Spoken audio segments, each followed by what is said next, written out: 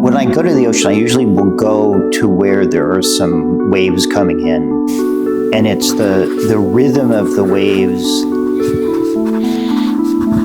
and the sound of the waves that I find most interesting, particularly the sort of hypnotic state that it can put you into, so that it lets me just drop into a deeper and deeper state, where if I'm lucky, some sense of something primal, essential will get stirred inside me, and then I can try to bring that into the studio.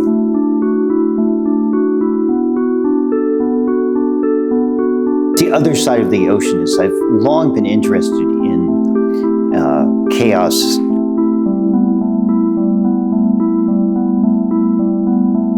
And the way, for me, I see that is it's the place at the very edge where consciousness has to give up its rational grasping. I'm a member of the Baha'i faith, and as a Baha'i, there's the belief that the soul is in a state of growing, similar to the way it is in the womb. And after death, we go into another state of being. And that the spiritual qualities, like honesty and trustworthiness, compassion, love, all of those sort of qualities are what make you able to function well in the next world.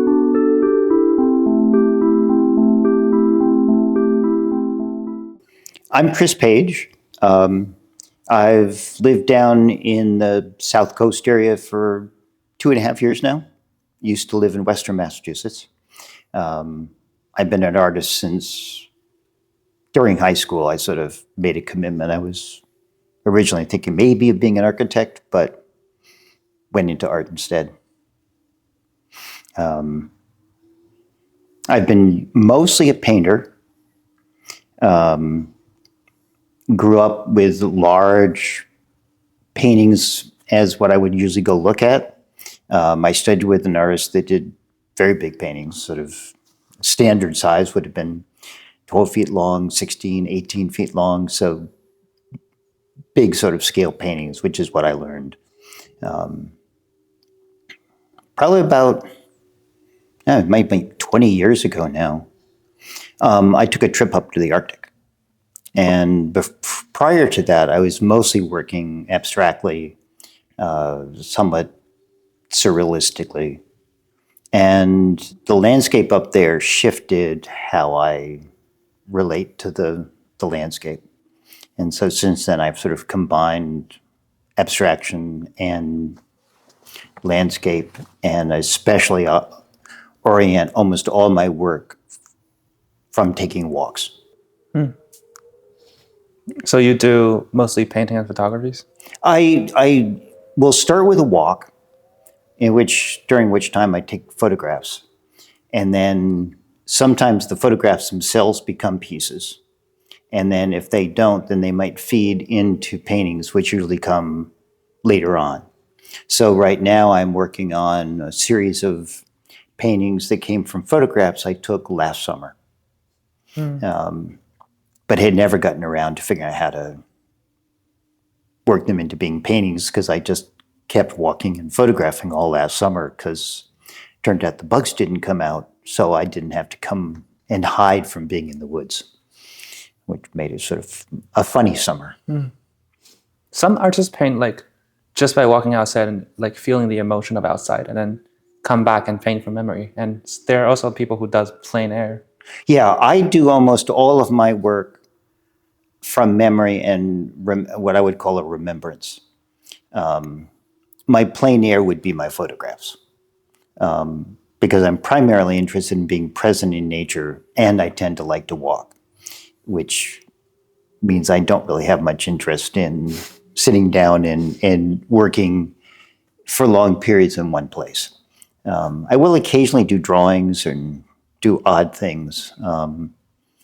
Like a couple of years ago, I did a series of drawings that were based in a little bit of looking at the ocean, but also listening to the ocean. So I did these sort of scribbly mark making as the waves came in, and then I did a sort of combination with some photographs. So there was drawing, photograph, drawing, photograph. What would be the like subject matter of most of your paintings? What I tend to do is work in sort of subjects for a period of time. So for the longest time, I was studying stream patterns. And so I would go sit by a stream, take photographs, and then come back and paint some sort of predominantly abstract-oriented work, but based on the patterning that I saw in the streams. I then switched over and started working from looking at the sky. Mm-hmm. So those paintings tended to get quite large and were often based on having taken a sequence of photographs of the sky and then putting them together as one almost imaginary landscape or skyscape. And then I did a series on waves. So recently, in the forest work that I've been doing, it's been more combining not an impression, but a sense of the sound of the forest, along with a visual sort of idea. And those so far have mostly succeeded more in drawing than in painting, but we'll see if the paintings emerge. Right now, I'm shifting to doing a series with a scientist, and she studies hurricanes. And so I've got a bunch of images from this boat they call a sail drone that goes out into the middle of hurricanes and can take photographs. I grabbed all these screenshots, and I'm now starting to look at them, and I'll start getting ready to do a series of paintings based on these images. I also have some printouts of data of what the scientists collect, and I may think of integrating that or overlaying it. Trying to figure out whether I want to paint a little more representationally oriented so that I sort of deal with the diagonals of the ocean as like you're in a boat that's moving, or whether I want to go more towards a full abstracted kind of fluid water space. But it also records all kinds of data. And so I'm going to do something with mostly looking at the photographs, but there may be some integration of some data-based stuff. So I tend to work not so much on like a traditional visual subject matter as much as almost a quasi-conceptual approach to subject matter. How does the ocean influence you? When I go to the ocean, I usually will go to where there are some waves coming in, and it's the rhythm of the waves and the sound of the waves that I find most interesting, particularly the sort of hypnotic state that it can put you into, so that it lets me just drop into a deeper and deeper state, where if I'm lucky, some sense of something primal, essential will get stirred inside me, and then I can try to bring that into the studio. But usually it's just crazy chaos. That's the other side of the ocean. Is I've long been interested in chaos. In the way, for me, I see that as it's the place at the very edge where consciousness has to give up its rational grasping and something else beyond our easy capacity to understand. I mean, I know there's scientists that can cope with that, but for me, it's where I go into a much more intuitive state. And that's what interests me. And it's also the fact that it's constantly moving, and it's constantly drawing my consciousness into a more fluid and sort of flow state. I did a series of photographs one time where I was doing sort of the typical thing where you try to catch a photograph of a wave. And I realized what an absurd idea that was. And so I started following the whole wave as it just came in. And I started with like one photograph and then a couple. And by the time I got through, I was taking like 10 photographs of a single wave as it came in. And then I combined all of those into this large triangular piece that was, I think it was like 6 by 8 feet by the time I got done. So that's the other way that it certainly feeds my art is I will try to see what I resonate to, and then see if there's something in that resonance and that experience that will then lead to a piece. So it's usually the nature itself will indicate to me what I want to do, if that makes any sense. As an artist, there must have been like instances in your life where monetary stuff is a pressure. How do you deal with that?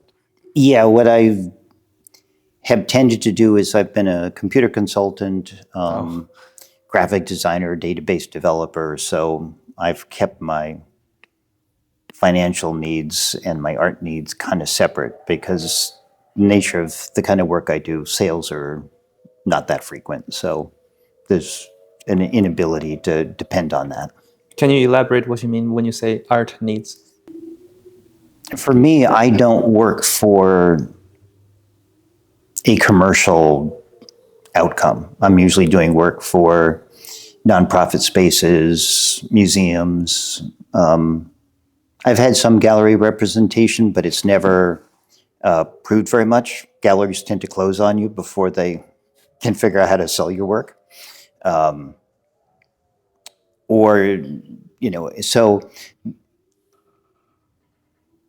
yeah, I think that sort of explains it.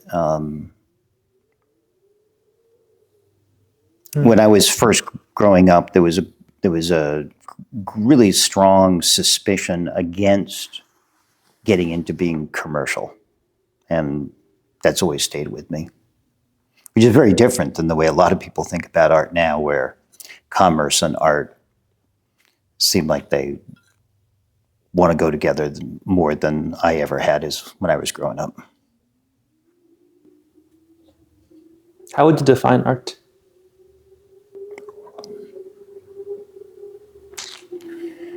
I think for me, it's a necessity to express something about the human spirit that if I don't do, I get a little kooky.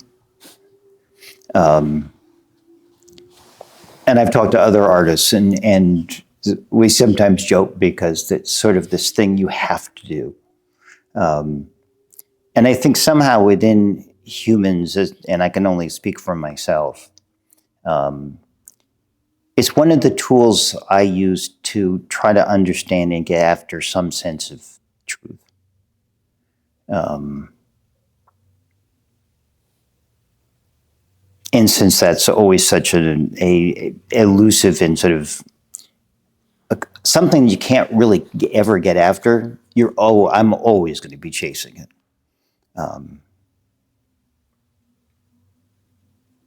But art has a lot of different aspects and functions, so that's just my particular take on it. What do you think about death? This is where it gets kind of curious because I'm a member of the Baha'i faith, and as a Baha'i, there's the belief that the soul is in a state of growing similar to the way it is in the womb. And after death, we go into another state of being. And that the spiritual qualities like honesty and trustworthiness, compassion, love, all of those sort of qualities are what make you able to function well in the next world, just as when you're in the womb, you grow hands and feet and eyes and ears and things that are absolutely of no use whatsoever in the womb state. But as soon as you're born, those all become highly essential. So the way I think of death is as an opportunity to go into a more expansive and different but deeply unknown reality, like a different world, but one that I believe is there, but I could not tell you squat about it. So you're not afraid of it? No, no. As some people like to say, I'm not scared of death. I'm a little worried about getting there. Getting old is you just don't know. Is it going to be a relatively smooth transition, or are you going to have some horrid, highly painful, disease that'll cause you to be uncomfortable for a long period of time? So it's almost more the process that is worrisome. The actual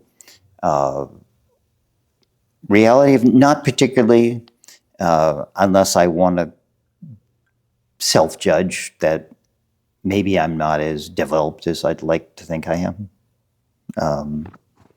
But I don't have a belief in a hell, as in sort of the typical Christian sense of hell, or that's it, lights out, which I suppose an existential sort of atheist might have. So I'm somewhere in between. But no, for me, it's a. I almost think of it as, okay, that's going to be a really interesting journey. Don't know what it is. Do you think art has the ability to withstand one's death? If you're really, really lucky. Certainly some art has something to say and speaks that goes well beyond your period of time on Earth. Most artists don't reach that state. We do our work. Some people find it interesting. You die, and the work just has to be let go of, and the rest of the world doesn't really care. And where all that art goes, I don't know. There's only so many pieces that people's relatives and friends can take, and then the rest, I don't know. I'll ask this in a different way. Do you think art has the ability to withstand your aging? So, like, as one person gets older and grows in age, we can say that like the spirit is still young, and like what you express on the artwork is still young. So, do you think paintings could be like a form of vehicle that keeps your age like shaped, like in the past, or do you think it changes as you age? And I definitely think it changes.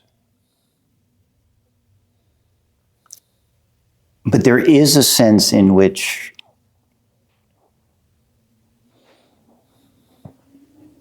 it keeps you in a somewhat young state of mind, in that you're always sort of exploring and playing, much like children do. It's like, well, what happens if I do this? Or, oh, I got this great idea. It may be a lousy idea and it may not prove anything, but, and I think in that sense, it keeps that sense of that we're really just beginning our journey quite alive. Because you just sort of have to ignore whatever aging is coming along to the best of your ability. Yeah. Do I work as big as I used to? No. Am I as excited as I used to be? It depends. Sometimes more so, sometimes not as much. But yeah.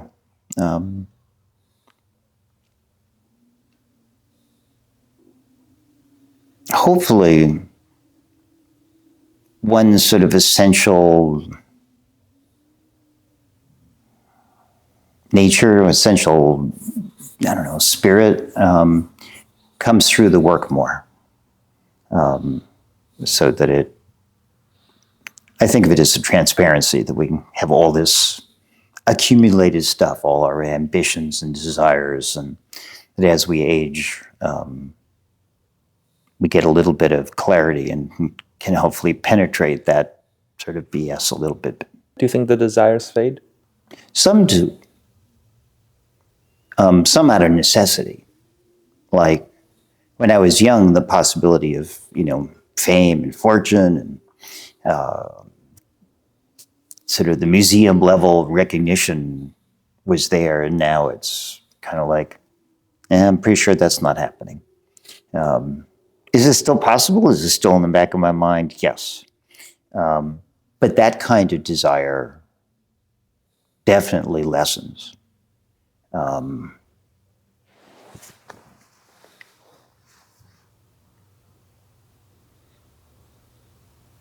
And I'm noticing I'm shifting away from that worldly sort of ambition and starting more to feel something more just sort of on a purely spiritual level of, and not just purely, but also social, like less ambition and more social connection and more, but also more private success, if that makes any sense.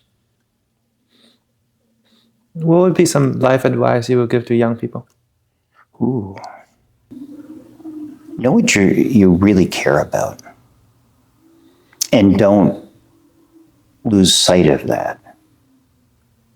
We live in a world that's becoming almost increasingly fixated on a sort of, you are what you earn.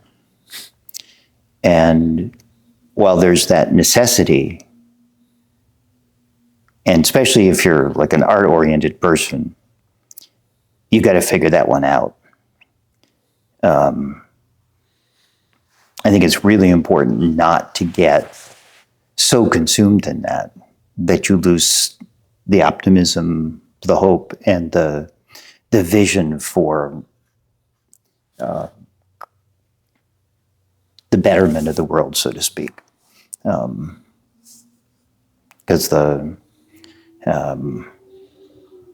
if you want to call it the system, if you're not careful, can eat you alive, so to speak.